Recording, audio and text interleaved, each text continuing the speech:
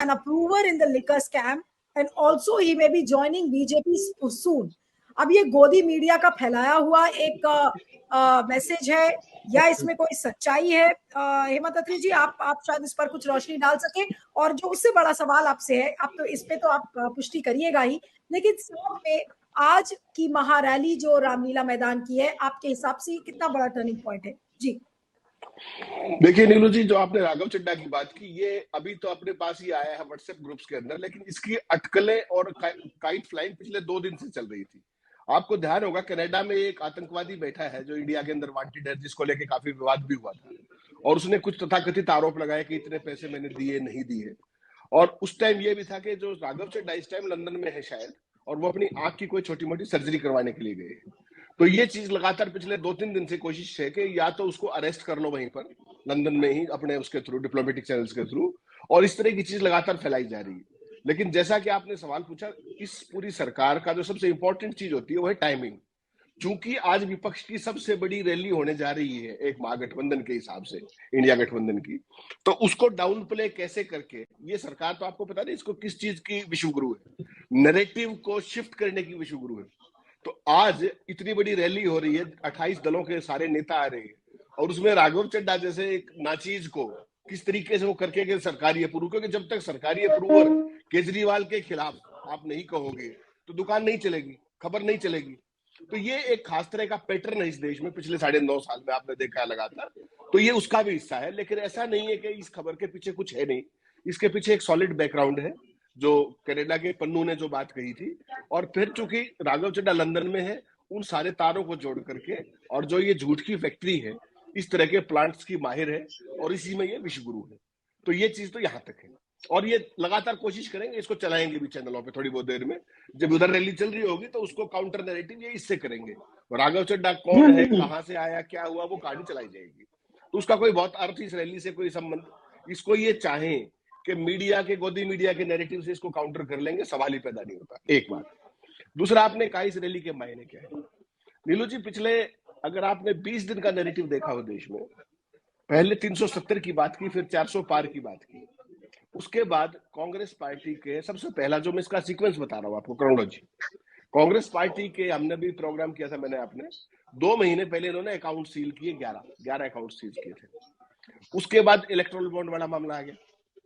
उसके बाद कोई पोल बची ही नहीं सरकार की, खाऊंगा ना खाने दूंगा से लेकर के छोड़ूंगा ही नहीं टाइप की चीज हो गई, कि मैं तो जहां मिलता हूं खा के डकारूंगा भी नहीं, उस टाइप की चीज आ गई।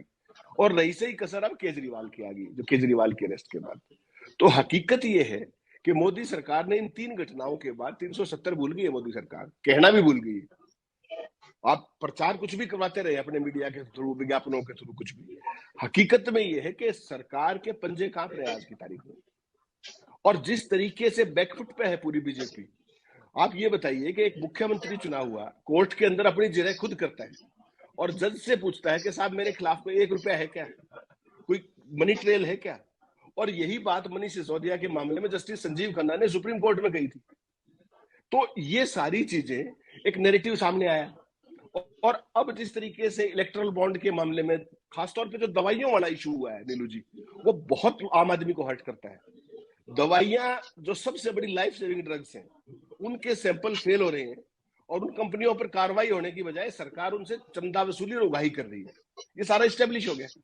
और बेशर्मी की हद तो आप महाराष्ट्र में देखिए कि एक टॉरेंट कंपनी है, उसके ऊपर 285 करोड़ रुपए का टैक्स था। उसने कहा साहब मेरे पास तो टैक्स देने के पैसे नहीं है, और उसने कथित रूप से सरकार को, महाराष्ट्र की सरकार को 185 करोड़ रुपए दे दिए, और टैक्स देने की जरूरत नहीं पड़ी। यानी कि win win for both. Company के 100 करोड़ बच गए, सरकार को 185 करोड़ मिल गए पार्टी को, और सरकार जाए भाड़ में, सरकार घाटे में चलेगी। तो अब ये जो पूरी सरकार है मोदी की, आज की तारीख में जो 9.5 साल से एक लफाजी ये करते थे कि साहब हमसे तो ईमानदार कोई है ही नहीं, हम तो इतने पता नहीं क्या क्या है। अब इनके पास जो डिक्शनरी के अंदर चॉइसेस्ट ऑफ वर्ड्स होते हैं करप्शन के, वो आज सारे के सारे इनके ऊपर चिपकते हैं। अब सवाल केवल इतना है कि क्या जो लोग ग्रो करते हैं दूसरों की नजरों में बड़े हो जाते हैं, अरे इफेक्टिवली, और वो यही कि ये तो ईमानदारी का नाम लेकर के आए थे, काले धन का नाम लेकर के आए थे, ये तो तमाम चीजों में पारदर्शिता का नाम लेके आए थे। और नीलू जी, उस दिन से डरिएगा अभी तो इलेक्ट्रल बॉन्ड सामने आए हैं। जिस दिन पीएम केयर्स फंड की पोल खुल गई, फिर क्या मुंह दिखाएंगे? उसमें तो सीधी विदेशी कंपनियां हैं।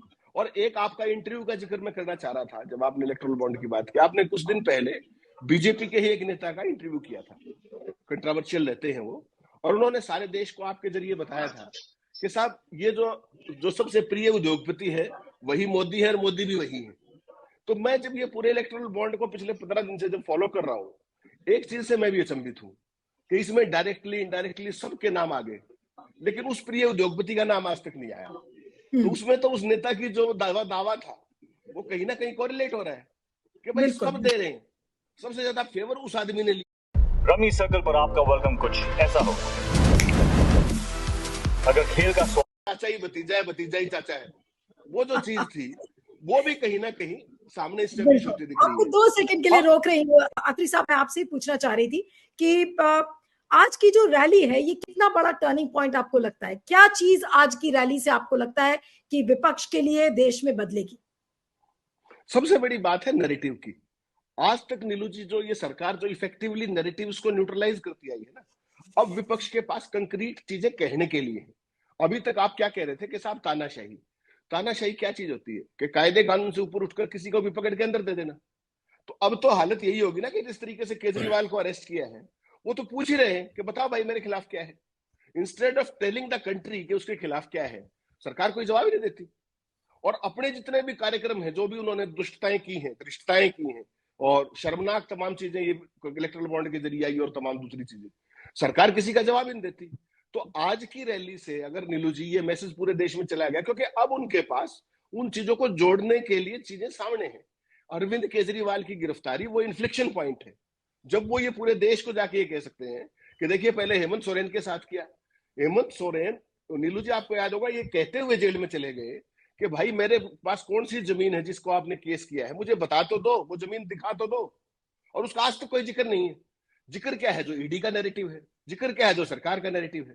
तो आज जो दिल्ली की रैली है ना, और ये ऐतिहासिक रामलीला मैदान है, नीलू जी मत भूलिए, यहां से जो बात चलेगी, अगर विपक्ष इस नैरेटिव, देखिए 2 नैरेटिव यहां से उठेंगे। एक नैरेटिव है तानाशाही का, लोकतंत्र बचाने का, और दूसरा है भ्रष्टाचार का।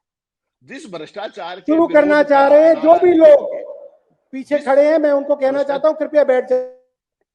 जिस भ्रष्टाचार के नारे, भ्रष्टाचार के खिलाफ लड़ाई के नाम पर मोदी की सरकार आई थी, आज जब दिख रही है कि आकंठ भ्रष्टाचार में डूबी हुई है, तो अगर विपक्ष, अच्छा तो कागज है, देखिए शराब घोटाले में किसकी मनी ट्रेल है, नहीं है, लिए है, नहीं है, वो तो एक अलग पक्ष है, उसकी तो जांच होनी है। इलेक्ट्रल बॉन्ड तो ओपन एंड शट केस है। फलानी तारीख को आपके ऊपर रेड हुई, उस तारीख को आपने इतने बॉन्ड खरीदे, उस तारीख को इतने दिए, तो it's a chain of events, और सारे का सारा एस्टेब्लिश्ड है और सुप्रीम कोर्ट के हस्तक्षेप से हुआ है। अब तो केवल और केवल इस बात को लोगों के बीच में जाकर के उन्हीं की भाषा में बताना है। और गजब देखिए, 30 लाख करोड़ रुपए पेट्रोल और डीजल के नाम पर लूटे गए देश से। और कमाल तो ये हुआ, मैं अभी खबर पढ़ रहा था आपके पास आने से पहले, 35,500 करोड़ रुपया तो बैंकों के जरिए किस बात पे लूट लिया जनता का, पता है आपको? कि मिनिमम बैलेंस नहीं है, एक्स्ट्रा वो आपने ट्रांजेक्शन कर लिए, या आपके एसएमएस चार्जेस, बैंकों ने ये काम किया जनता के साथ। और ये सरकार क्या कहती थी कि हम तो लोगों की सरकार है, हम तो जनता की सरकार है। तो ये सारी चीजें अगर आज दिल्ली से उठती हैं, और जितने भी इस गठबंधन सहयोगी हैं, तो मान के चलिए 28 गठबंधन सहयोगी, तो सारों ने अगर पूरे देश में एक रैली भी कर दी, तो भारतीय जनता पार्टी कहां जाएगी? उनका नैरेटिव तो न्यूट्रलाइज यहीं से होगा ना। तो आज की रैली एक बिल्डिंग ब्लॉक है विपक्ष के पूरे कैंपेन को आगे उठाने के लिए। ये कितना आगे चला पाएंगे, नहीं चला पाएंगे, उसका क्या परिणाम आएगा, वो देखना पड़ेगा नीलू जी आने वाले समय।